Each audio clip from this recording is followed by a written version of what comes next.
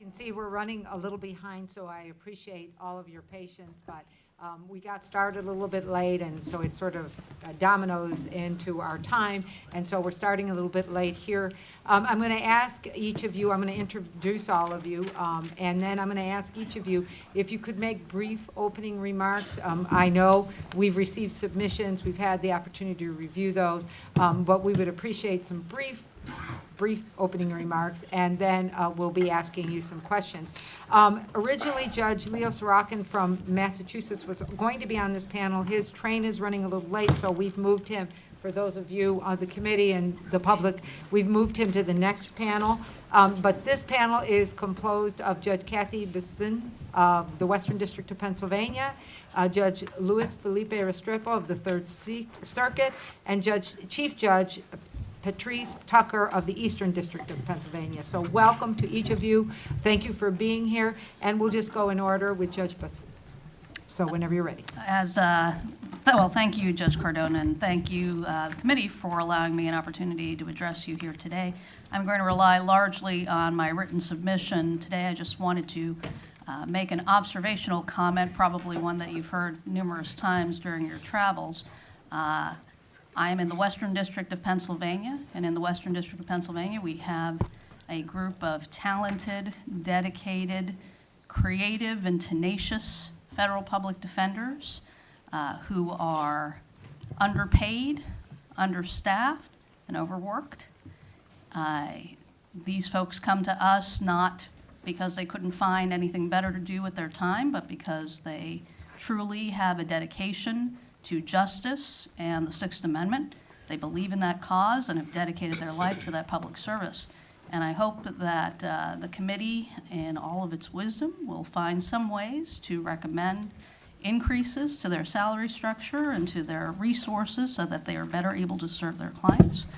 I had the benefit of sitting through the last panel, and I do also observe that the hourly rate for our CJA panel is woefully inadequate, and I hope that there will be some suggested revisions to those matters as well. And I'm just thankful to be here today.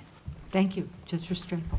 I would echo Judge Bissoon's comments, and with respect to the Eastern District of Pennsylvania, which is really where I grew up as an attorney, and I was a judge for 7 years as a magistrate judge and about 2 years as a district court judge. I can say with a great deal of confidence that the CJA Act works very well, and in large measure it works as well as it does because of the efforts of our federal defender. Our current federal defender, Lee Skipper, is a wonderful, runs a great office. And the office provides tremendous support services for CJA counsel, the court, and really the bar at large. One thing I'd like to touch on, and I think it may permeate a lot of the discussion we're going to have, is that the judges, our judges, are not well educated on the CJA. And I can tell you that when I went through baby judge school as a magistrate judge, as a district court judge, and as a circuit judge, there was no discussion of the CJA. I asked a couple of my colleagues today at lunch about their exposure to the CJA. There was absolutely no discussion, no mention of the CJA during their training. And I think it's really important that change. There are quite a few judges that come to the bench with no exposure to having defended the indigent, and the CJA is literally thrust upon them. And I would encourage the folks that train judges down the line to expose new judges to the CJA, the protocols for appointing counsel, the protocols for approving vouchers, submitting vouchers, reviewing vouchers, as well as the role that the federal defenders play in their respective districts. I just really wanted to emphasize that, and I would refer the committee to my written submission. Thank you. And Judge Tucker.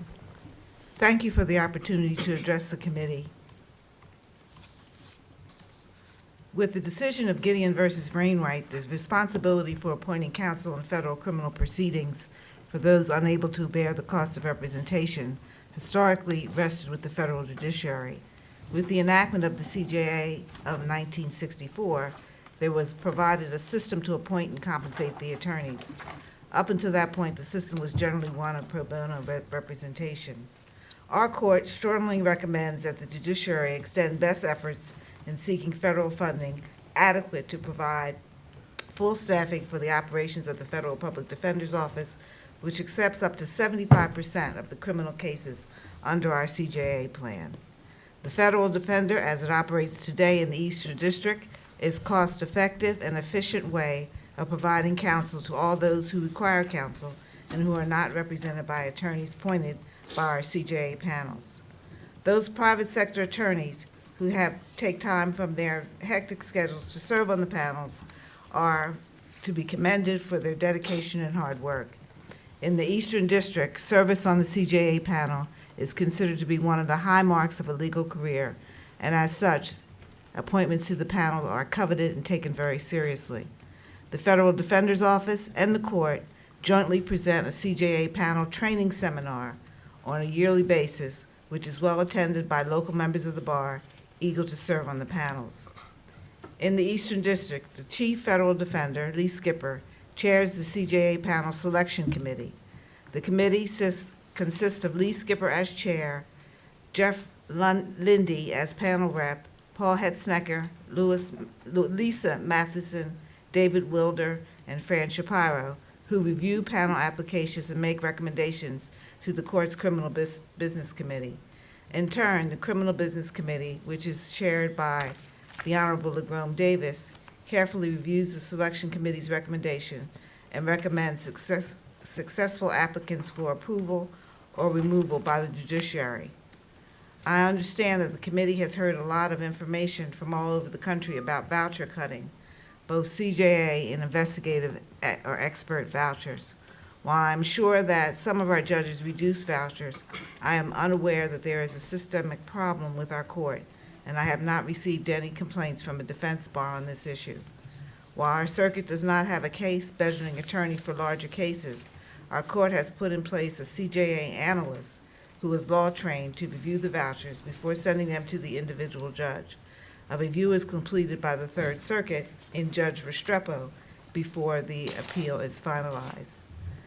The Eastern District continues to fine-tune its CJA operations. Most recently, in 2005, the Clerk of Court, Michael Kunz, and the Administrative Chief Deputy, Lucy Chin, have implemented the new CJA e-voucher system, which greatly expedites the process of approving CJA panel vouchers.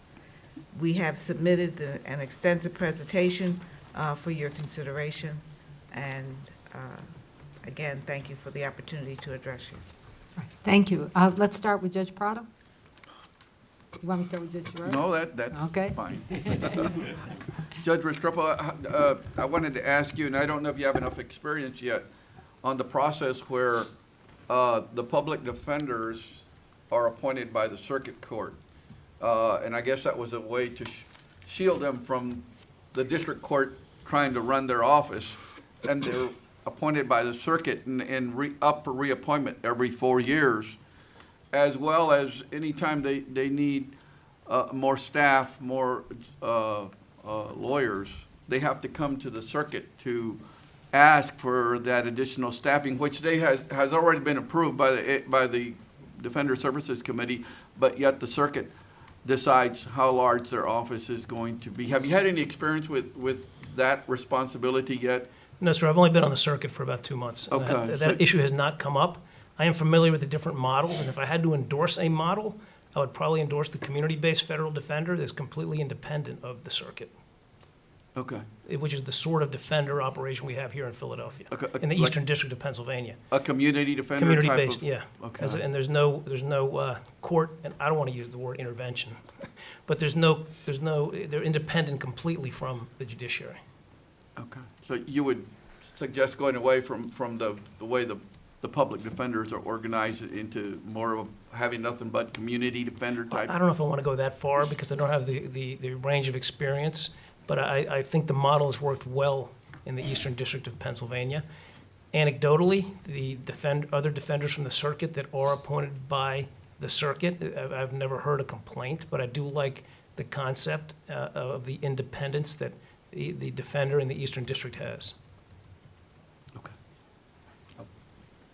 All right, Judge Gerrard. Yes. A couple of 3 questions. Judge Restrepo, I noticed in your testimony, both orally and in written, you have suggested CJA training, and I think Defender Service training at new judges school, and I frankly couldn't remember what I got on the first day because it was like drinking water from a fire hose, and there were a number of faces that came in and provided phone numbers, but one of them was not DSO or anything about Defender Services, and I would second your endorsement, and particularly for phase 2 of new judges training. You know, once you've had the 9 months or 10 months or a year of experience, I think that would be very helpful. But I wanted you to expand just a little bit about what you would like to see in training for judges, whether it would be just in a phase 1 or phase 2 or other training. Judge, I haven't thought it through other than there should be some exposure. And the exposure would include maybe meeting some CJA lawyers, because there are different ways of doing business in the different districts, and meeting some representatives from defender offices to just educate the judges as to what it means to represent the indigent in federal court, both from a 30,000-foot perspective and then the boots on the ground. With respect to vouchers, expert authorization, I noted in my comments that the use of experts, at least in this circuit, is about 12 to 13%. I'm not familiar with other circuits, but I think part of the reason is that there's just not enough education with respect to the availability of funds for experts. Exactly, yeah. And to Judge Fisher's point earlier in the first panel, I think many judges are, I mean, it's a matter of just not being aware Sure. of what DSO's services are in order to just make the phone call. And I listened during the previous discussion that there was a lot of talk about voucher cutting by judges. And again, I think judges need to be educated from the beginning that this is not pro bono work. This is difficult, complicated, very important work that's tethered to the Sixth Amendment. And that voucher cutting, just to cut vouchers, should be strongly discouraged. All right. And then I have a follow-up question with that topic in mind. Did I read somewhere, and incidentally, congratulations on Thanks. on your circuit. Well, that depends. We'll have to talk. No I don't comment. know. But as a result I of like that, working for the chief here.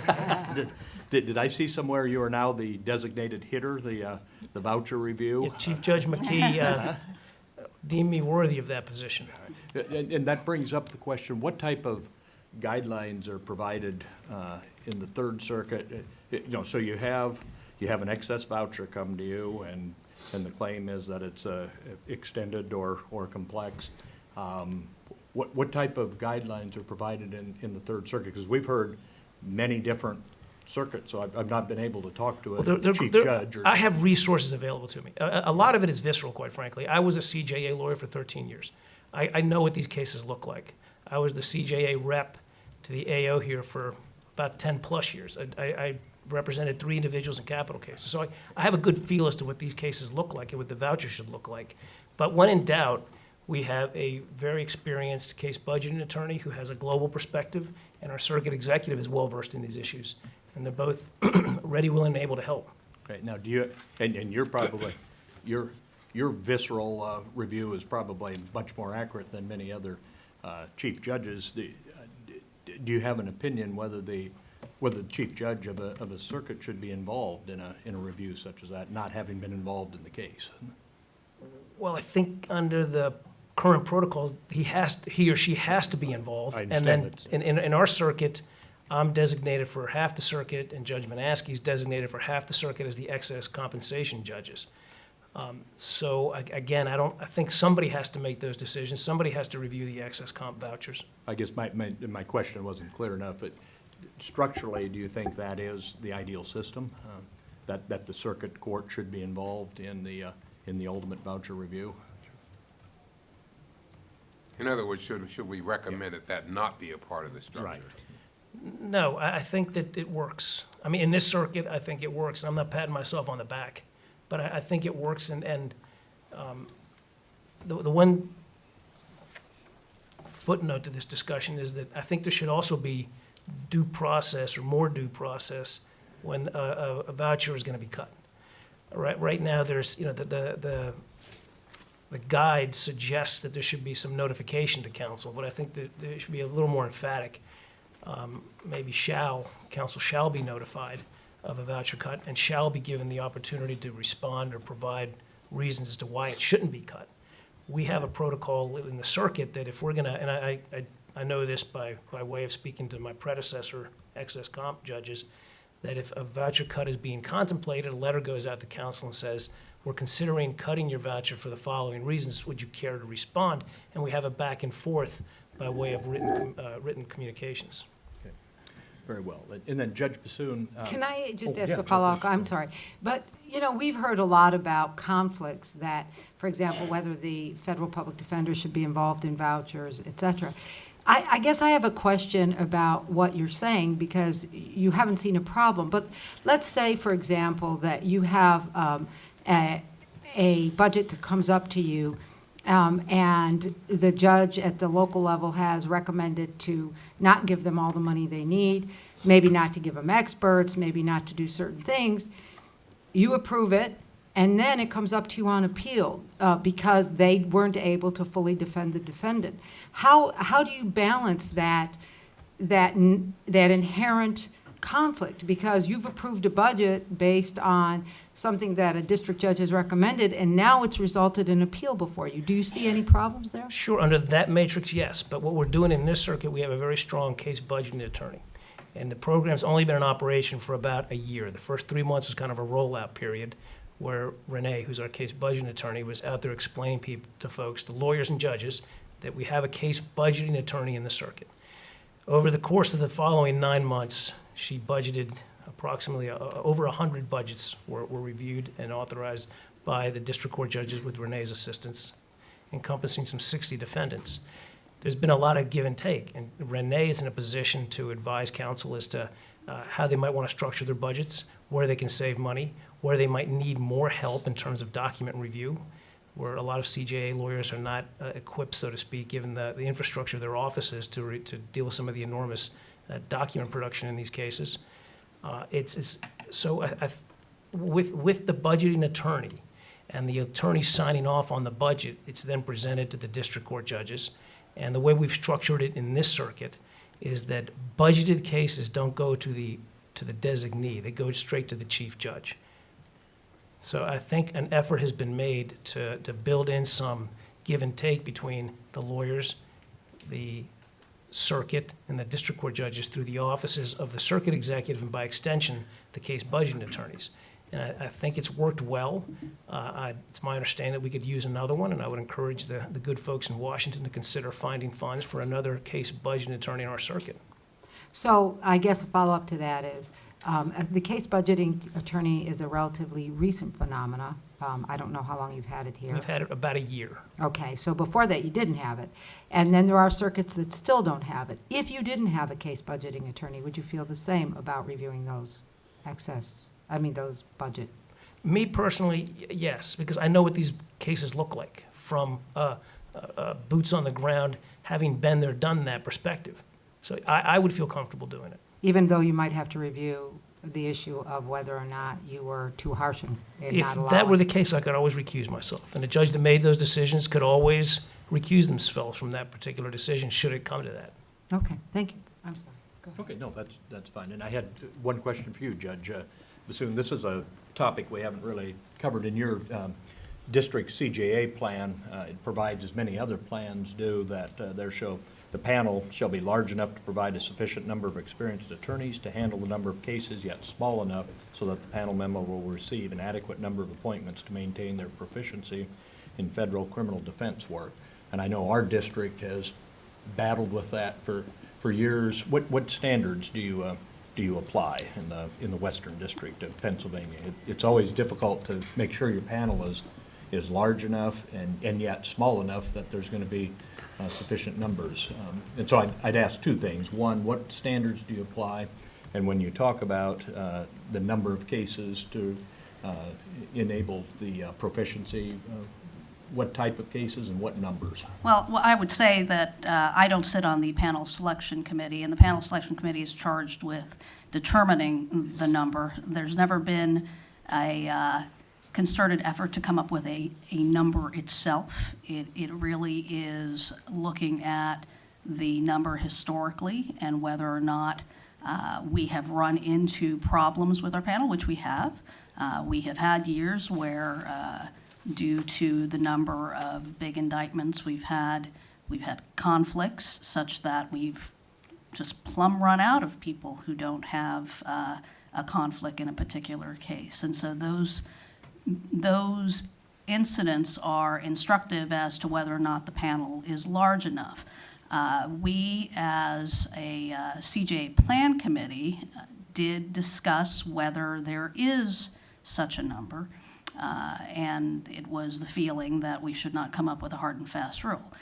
As to whether or not people are getting an adequate number of cases from which they can gain experience, thus far that hasn't been a problem. We have had a number of people who are definitely repeat players in our court, but beyond that, and I think I mentioned this or made reference to it in the context of my statement, we do have an aging panel. And the aging panel tends to be sometimes picky with what they want to handle and what they don't. Sometimes there are cases that they instinctively know will be a little more problematic and they do not wish to handle those cases. And as a result, we have had the ability to give some of our younger panel attorneys more court time and more opportunity to hone their skills in the context of these cases. So thus far, that hasn't been an issue. We have, in the context of our new plan, developed some qualifications for counsel going forward, including the ability to handle a certain number of cases. And so we want to really jump on this issue of panel counsel remaining on the panel and yet taking only those cases that they want to handle. And really not necessarily contributing in the way that we want them to. We discussed perhaps an emeritus system of some sort where those counsel might be called upon in particular cases, and with the eye towards developing some room at the bottom so that we can actually have new counsel enter the CJA panel in order to develop skills. We've created a probationary program and a mentoring program as well, so that new counsel can hone their skills with the backdrop of having experienced CJA counsel be by their side throughout. And so thus far, I'd say, maybe to answer your question, we don't have any hard and fast numbers, but the reality is we've also not encountered huge amounts of difficulty in terms of the current panel size that we have, which is roughly in the 70s. All right. And Judge Tucker, from the Eastern District, how do you handle the issue, and particularly the second part of the equation, being sure that panel members receive an adequate number of appointments to remain proficient? We have a cap on the number of persons that can be on the panel. There's not an automatic sign-up to a second year or a third year. They have to reapply because we have more than enough lawyers who are interested in being members of the panel. Do you know roughly how many cases panel members receive in a year? I do not. You don't? Okay. I do not. All right, very well. Thank you, that's all I have, Judge. All right. Judge Walton? In your district, is adequate diversity a problem? Yes. And- Generally speaking, I mean, I would say that across the board in the legal profession in our district, we have that issue. But I also anecdotally will say that we have a number of up-and-coming diverse lawyers in our system. And what I just discussed with Judge Gerrard, at the top of the organization, at the top of the CJA panel, when I say the top, I mean the most experienced lawyers, are sometimes, as I mentioned, not taking cases that don't suit them. And so there is an effort on our part to try to create both a mentoring system as well as a probationary system to get those diverse lawyers into the system so that, frankly, some criminal defendants see lawyers that look like them in the system. Judge Walton, could I just add one area there? And that's the issue of language. Yes. that in this, when I say this district, when I was in the Eastern District of Pennsylvania as a lawyer and as a judge, we made significant efforts to try to appoint, particularly with the Spanish-speaking folks, lawyers that were fluent in Spanish. We came to the realization that is a big deal.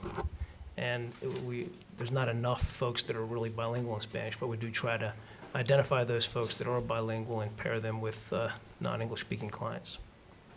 And diversity is an issue. Judge Restrepo, you used a lot of shells in reference to due process that should be built into the system regarding voucher cuts. One of the problems, as I previously indicated to the other panel, is that we have judges who the recommendations are just not sufficient to cause them to do what they should do. I mean, should we have a requirement or recommend a requirement to Judicial Conference that a voucher cannot be cut unless a judge is prepared to articulate a non-fiscal reason for the reduction? That would be wonderful. All right, now, the reality of that happening, I don't know, but I do think that due process is important in terms of voucher cutting. Because one of the great frustrations lawyers expressed to me when I was the CJA rep is that vouchers were cut with no explanation and no recourse. And if there was some transparency in the process and lawyers were told this is why it's being cut, and they had at least a dialogue with the individual cutting the voucher, I think it would be a real improvement to the act. And you had indicated that you thought that there was a role for the circuit to play in the voucher process, but we have heard certain circumstances where circuit judges will cut a voucher even though the district judge who presided over the case thought that a cut was not appropriate. What are your feelings in reference to that? I guess, again, my visceral feeling is the district court judge probably has a better idea as to what the case involved than anybody reviewing the voucher. The Act right now provides for circuit review of excess compensation vouchers, so it's a reality we have to deal with. And the one thing that I've come to learn in this position as the excess compensation voucher, that more information from the district court judges to the circuit judge that has to review these vouchers is extremely helpful.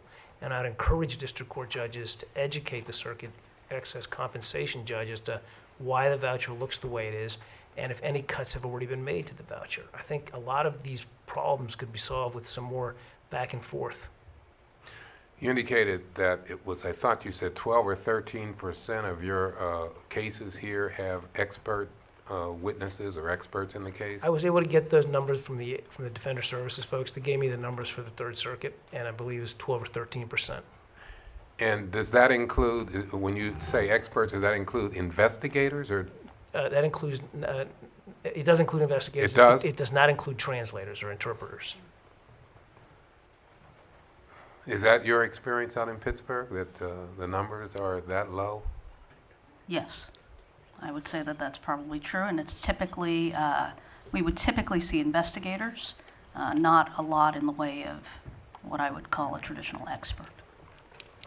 And Judge Walton, one of my frustrations as a district court judge was that folks may have been underrepresented at sentencings and at revocation hearings, given the different factors that go into the sentencing process now, that may have been available to them had they have explored retaining the appropriate experts.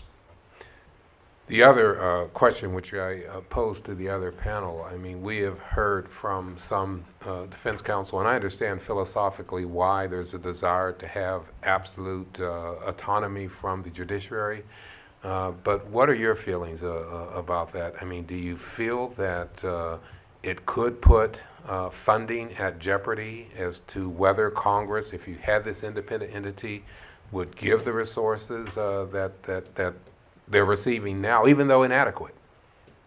I think that's the political reality of the situation, yes. That if they were completely freestanding, that I think funding may become more difficult, given their constituency basis. I think we have a responsibility, the judges have a responsibility toward everyone, not just the court, but we have a responsibility to use our reasonable judgment to marshal the funds, because that's our job, not just to make sure that the defendant is represented. I mean, this may be difficult to quantify, but do you feel in the cases that you have presided over that indigent defendants are not getting, under the current system, the quality of representation they should receive for whatever reason, whether it be fiscal or otherwise?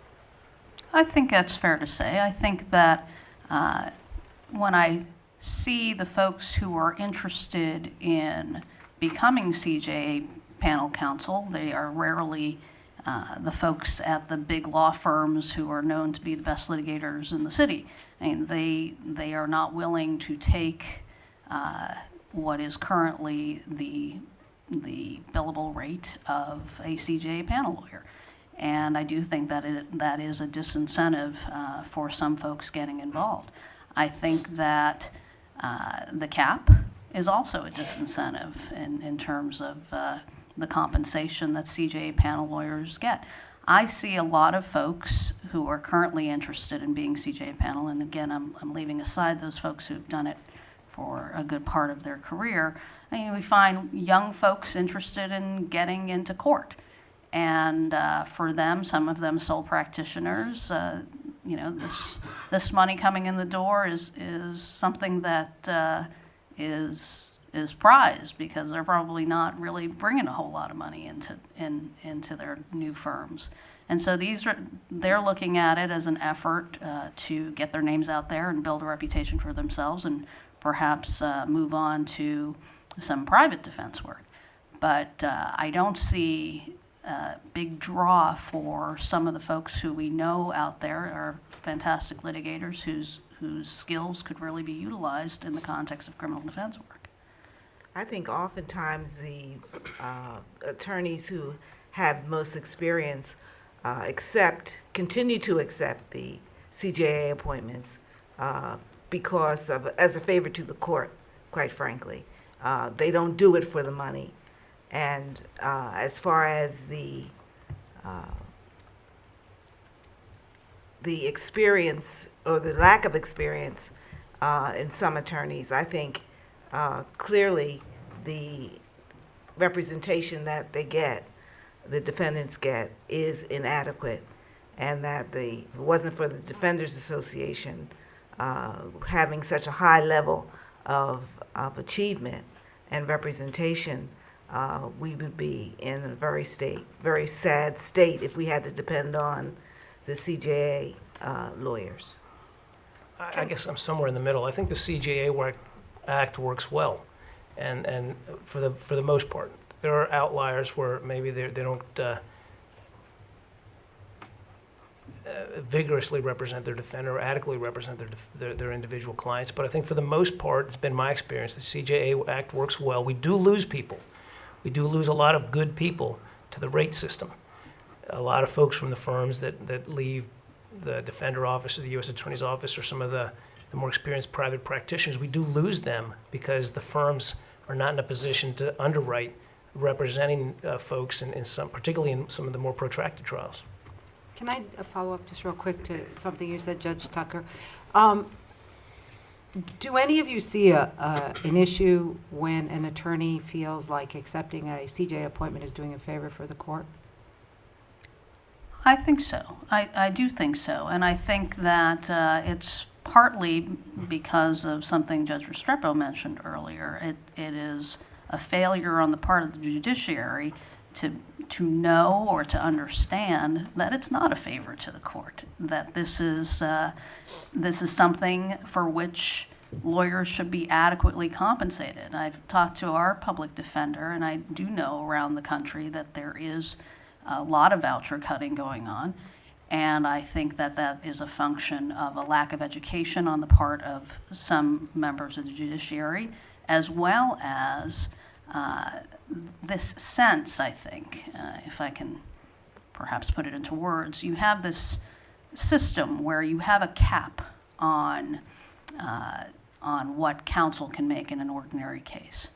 And then perhaps you come across an extended and complex case where you see this cap blown to, you may have a variety of defendants in a particular case, and with respect to one or two of the defendants. The cap is just well out of whack. So you may be looking at, say, a 6-figure bill as opposed to a 4-figure bill. And the reality is, I think that there is a visceral reaction to that may not be borne out by the actualities of the case and the realities of the case.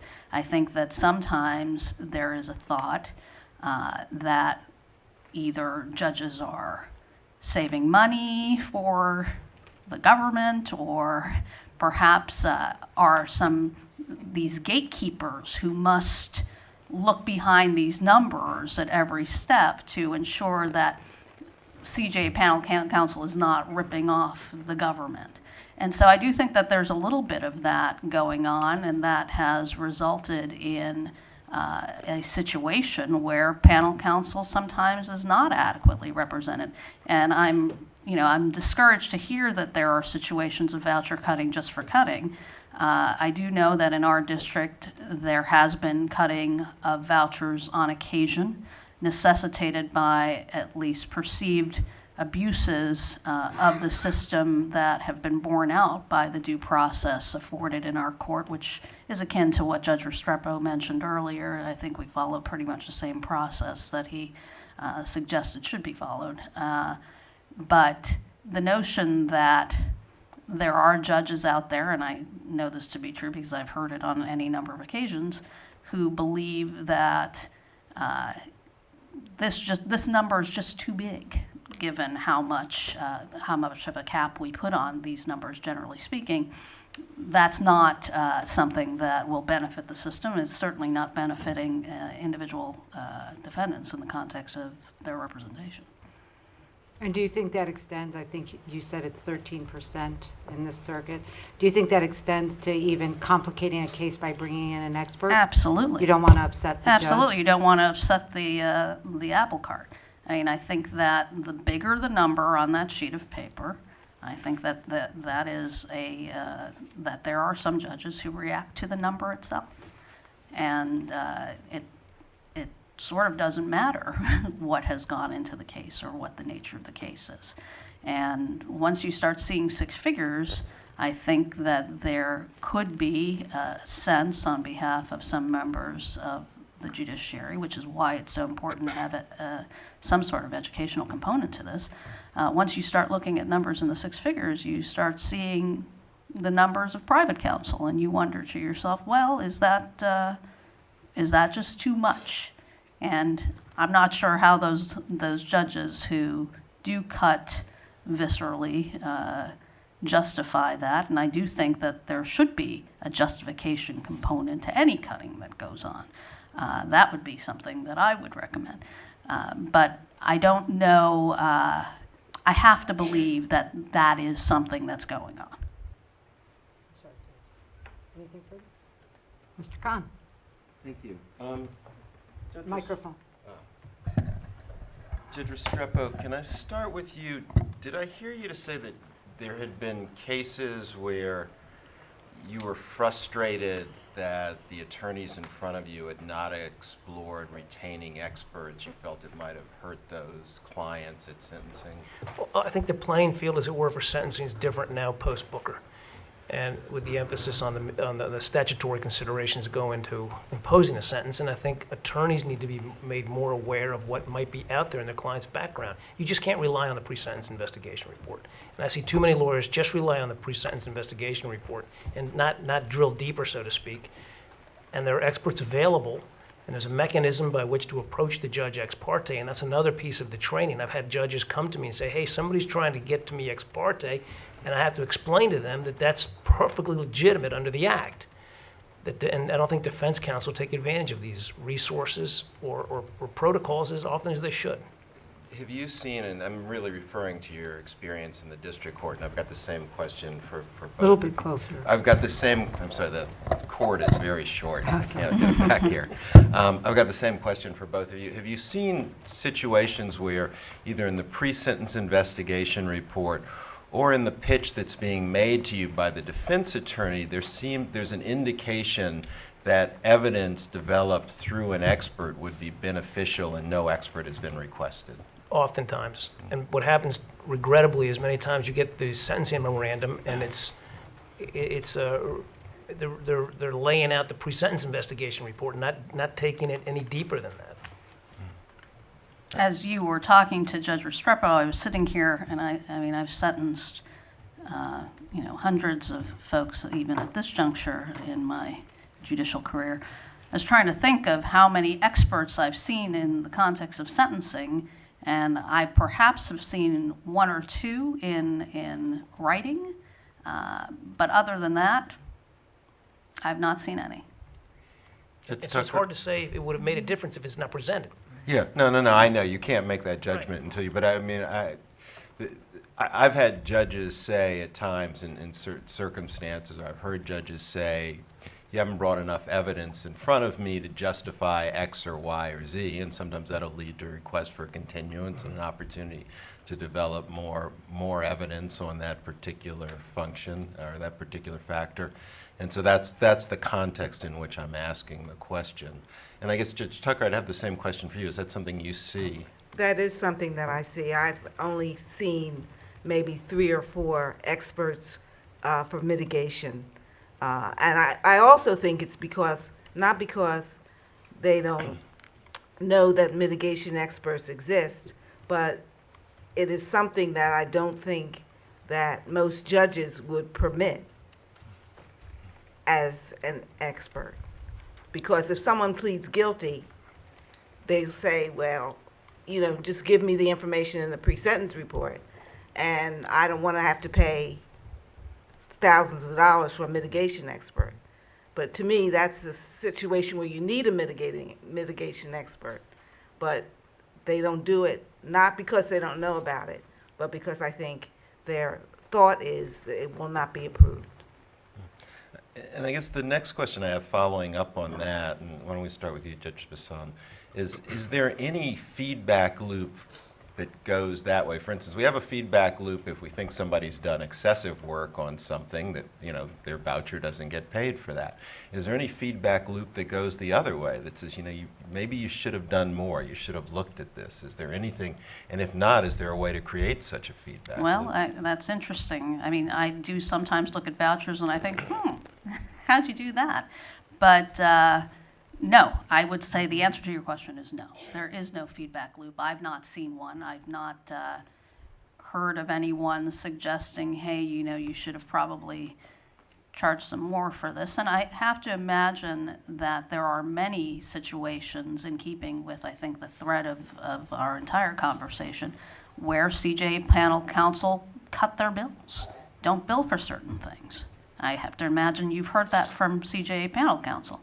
And so in terms of identifying that, I'd have to say that even for myself, and speaking for myself, I am guilty of raising an eyebrow when it's too much and perhaps not raising an eyebrow when it's too little. In terms of the feedback loop, the only real feedback loop is typically in our district, we reach out to the folks that are on the panel that administer the CJA and say, hey, look, lawyer X, not so much. You should really take a good hard look at lawyer X when he or she reapplies. And that's really the only formal or protocol that we have. And typically that's funneled through Lee Skipper, who's our federal defender for the district. I was on that selection panel also for many years, and occasionally people would come to us and say, when I say people, judges, would come to us and say that this particular lawyer, we should take a real good look at this lawyer before we knew him or her. And in your district, you're on a 3-year cycle, is that correct? Yes. Let me ask, do I have time to ask you more? So one of the questions I'm really interested in, because I've never been a federal judge and I've never approved a voucher, I'm a community defender. I'm interested in how judges go about the process of deciding, should I approve this expert? Or is this voucher reasonable? And let me give you a couple examples of things and ask if you can sort of walk me through your process. And these are just random examples, but let's say a run-of-the-mill, what appears to be a run-of-the-mill felon in possession case. You've had the defendant in front of you enough times that you haven't seen any indication of severe mental illness. but you get a request for an expert. And my question would be, what things do you want to see in that request to justify it? And to give you an example with regard to a voucher, if you'd like to talk to that, you get a motion or an argument, a lengthy argument in regard to a sentencing that California robbery is not a crime of violence, and there's 25 hours of research and writing that goes into it, and you end up, of course, overruling the objection. How do you evaluate whether that was appropriate and reasonable? So if I can ask each of you to sort of talk about either of those examples, what questions do you ask? What criteria do you apply? How do you decide what's right? Well, I think that in terms of the voucher itself, it is my expectation when I see a voucher, particularly if I see something that's an outlier like that, that you explain it. You tell me why it was that you needed to do that. In the context that you mentioned about whether or not a particular crime was a crime of violence, given the situation in the case, hopefully as the presiding judge, I have a sense that that was an important issue for you to have to research, and I'm not sure that I would necessarily question that research in the context of the case. And the same is true for experts. To the extent that there is an argument that Mr. X has some sort of mental ailment, or that is either a defense in the case or relevant to sentencing, from my perspective as the presiding judge, regardless of whether or not that ultimately is used in the case, I mean, I think it is a valid analysis to be had if there's some suggestion that that would have been relevant either in the context of trial or in sentencing. Okay. So I don't want to put words in your mouth, but you're saying you look for some indication of mental illness and then some plan of a way to use that in the representation? I guess not so much that, but to the extent that there is some reason to believe that there is mental illness or that is an issue that is relevant to the case, either in the context of the case itself or at sentencing, I think it is a completely valid thing for a lawyer to explore, regardless of whether or not that actually ended up panning out. So I may not see that ultimately be argued in the context of any case, but perhaps it was relevant for the particular lawyer to look into. So I may not at trial ever see an expert who would testify about that, or I might not at sentencing see an expert who might testify about that. But if it was enough for the lawyer to explain to me that this is something that he explored, that's sufficient for my purposes. How about you, Judge Tucker, the same? I would question why the lawyer felt it was necessary, not specifically wanting to know what the defense is, but what is it that he or she intends to prove or show with the use of a psychiatrist or a psychologist. How much detail do you need about that request to feel comfortable in making a judgment? It would be difficult for me to say how much I would need. I would need a reasonable explanation as to what it is that they intended to show by using such an expert. And I would also assume that it would be filed ex parte so that they would feel comfortable in giving me an explanation. But I would require an explanation. So one of the things that occurs to me as we discuss these sort of things is that so much of this is very nebulous. It's hard to say how much detail we need. It's hard to say what facts we would need to know. And so one of the questions I have is how can we give guidance to judges who are charged with this when it's very difficult to set out any clear standards? I think we go back to the first thing we talked about is educating the judiciary, because there are a lot of moving parts in any case. And every case is in essence tethered to what the facts are, who the defendant is, who counsel is. And I think it'd be difficult to have a pro forma type checklist for every case. But you spent, 17 years as a defense attorney, is that right? Or Yeah. Yeah. So you've obviously seen a lot of cases, knowing that many of our judges may not have seen a single criminal case before they came to the bench, other than on TV. right? How do we give them the depth of knowledge to analyze the myriad sets of facts, circumstances, charges? Well, you got to start. And right now, nobody's even started doing that. So I think you need to start. You need to start educating the judges. You need to bring in folks that have done this sort of work. They can educate the judges from the time they begin, and it's an ongoing process. Yeah, I guess it brings me back to the question of would we be better off having somebody engaged in that analysis who has that knowledge, the type of knowledge that you have through your 17 years as a defense attorney? Would it be better off if we tasked this job only to people who have that experience? Well, I do think that those matters, I don't necessarily disagree with that, and I guess I reserve judgment on that issue as to whether or not there should be a separate individual charged with making those sorts of decisions, or at least making recommendations with respect to those sorts of decisions. I, on some level, find it intriguing, and I think it was Judge Feldman who indicated earlier that there was sort of a system like that, at least in his court, whereby the judge and panel of counsel, to the extent that they disagreed on compensation issue, could send that to another party out for a recommendation on that issue, somebody who's experienced criminal counsel. And I personally think that that's an interesting thing that we do not do currently on our court, and it would be something that I would be willing to explore. But I do think that we, as judges, get training in any number of issues. I think about not only baby judges school, as it's called, but subsequent training in issues of sentencing, resources to call on issues of sentencing. And I don't think that there is the same attention paid to these sorts of issues of CJA panel counsel and what is appropriate and what isn't. I mean, I can pick up the phone on a sentencing issue and say, what's your take on this sentencing commission, folks? You know, what do you think about this particular issue that I'm encountering? And, you know, other than having sat through this session earlier today, I didn't really have a firm knowledge that there was such a resource for me to call up and say, hey, what do you think about this?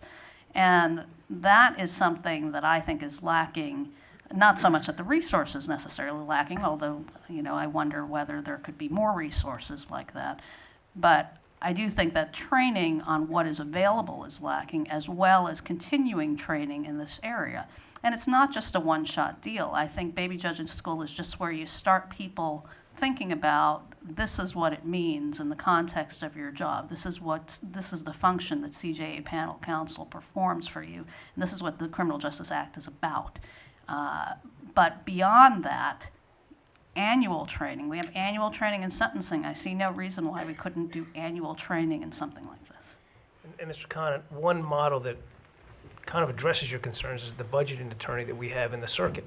It's almost an ombudsman that helps counsel and judges come to terms with the cost of some of these cases, and in the smaller cases that's just not available.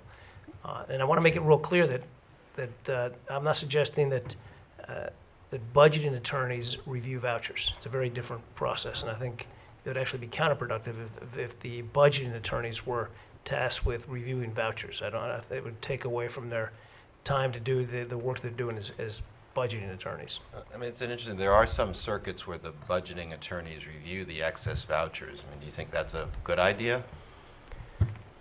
Assuming they have the time, assuming they're still available to do the budgeting work that's necessary. I really haven't thought about it was a good or bad idea, but I just want to make it clear that I don't think that budgeting attorneys should be reviewing the vouchers for mathematical precision or for reasonableness, quite frankly.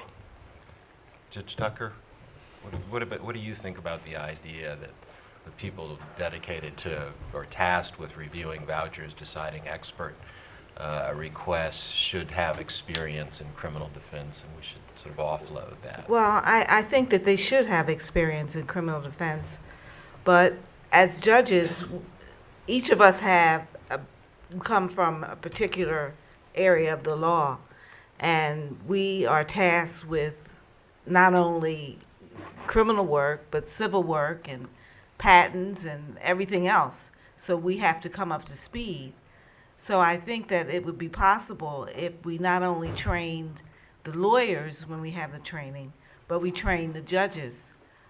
We have recently looked at the CJA rules that we have, and they need to be updated. So our criminal business committee is working toward that end, so that the more familiar we are with the act, the better we can do what we need to do.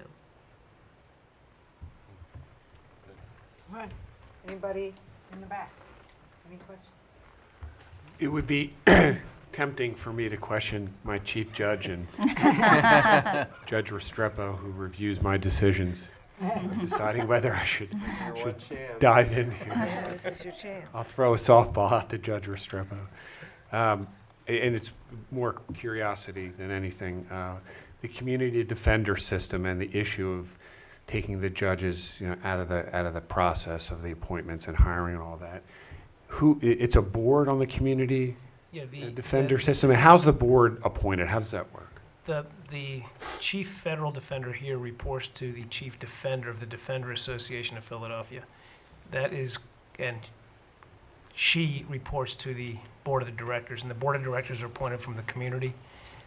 And it's a working board that in essence has the ultimate authority. And there's no connection to the judges in that system at all? Zero, no connection whatsoever. connection. The funding comes from the AO for the federal defender, and the funding for the local defender comes from the city. But there is autonomy with respect to the judge. It doesn't have a dog in the fight with respect to who's appointed to those positions. So the board oversees both? Correct. And the chief federal defender, his direct report is the defender. So I guess a follow-up to his question is, for Judge Tucker and Judge Restrepo, have you, because we've talked about whether judges should be involved, and in that system, overseeing the CDO, they basically don't. Do you call in the head of the office, Mr. Skipper, and say, you need to get control of these people, or, they're filing frivolous motions, or, do you feel, we've heard this in other districts, and so I guess my question is, do you feel any compunction or ability to be able to do that when you have a problem with somebody from his office? I think we have a very good relationship, and most of the judges, or all of the judges, feel comfortable in contacting the federal defender if we have an issue or we have a problem. Likewise. And Mr. Skipper has been very responsive to whatever inquiries. Not that he does what we ask him to do, but he's willing to engage in a conversation. And you don't feel that you have to have some sort of thumb over him in order No, to get that? absolutely not. Okay. Now, you're in a different system, is that correct? We are in a different system, but I would say the same holds true. I mean, to the extent that there are any particular issues, our first line of defense is our federal public defender, Lisa Freeland. And do you feel that she feels any pressure by the judges? Oh, I don't think so. Okay. Okay. Thank you. Anybody else in the back? I guess I'll ask a question if nobody's going to ask one. Is there a process for removing someone from the CJA panel out of their term? I mean, if someone is not doing their job or has a personality problem with the judge, how is someone removed from the panels? Well, in our district, we've just come up with these procedures. It wouldn't be so much that if someone has an issue with the judge, I mean, it would really have to be for cause, and a judge would alert the panel selection committee, who is the chief judge of our court, the federal public defender, two panel lawyers, and the chief magistrate judge of our district. They would be alerted to whatever the issue is, and I mean, I can't envision a situation where it would be anything other than cause. I don't think a personality conflict would really suffice under that situation, nor have we had something like that. But either the lawyer's not doing their job, the lawyer has done something particularly problematic, unethical perhaps, and there is a mechanism in our current CJA plan to investigate and allow due process to play out so that the individual is afforded an opportunity to defend themselves and their decisions in the context of the case, and the committee would vote and decide whether or not that individual should be removed. And that would ultimately go to the Board of Judges of our court also to vote on after a recommendation comes from the subcommittee. Likewise, our procedure is pretty much the same. Usually the issue is brought up by one of the judges, and the matter is referred to the panel, and they contact the lawyer, give the lawyer an opportunity to answer the claims or the charges, and if it's a vote that's needed to either keep them on or remove them, it comes to the Board of Judges and the vote is taken. And again, your panel is made up of both judges and lawyers, the Yeah, one yes. who reviews these claims. Yes. Well, just one last thing. Is there anything that we didn't ask you that you'd like to add, having heard some of this discussion? Judge Bissoon, Judge Restrepo, or Judge Tucker? Anybody have anything you'd wish to add at this point? I guess the only thing I would add, and this particularly stems from Judge Restrepo's discussion, I am comforted knowing of his background in criminal defense work, but I do wonder whether other judges are similarly situated. And so, you know, if I have a voucher that is somehow appealed ultimately to Judge Restrepo, I have great comfort that he will take a look at it and assess it and decide for himself, based upon his vast experience, whether or not that is appropriate.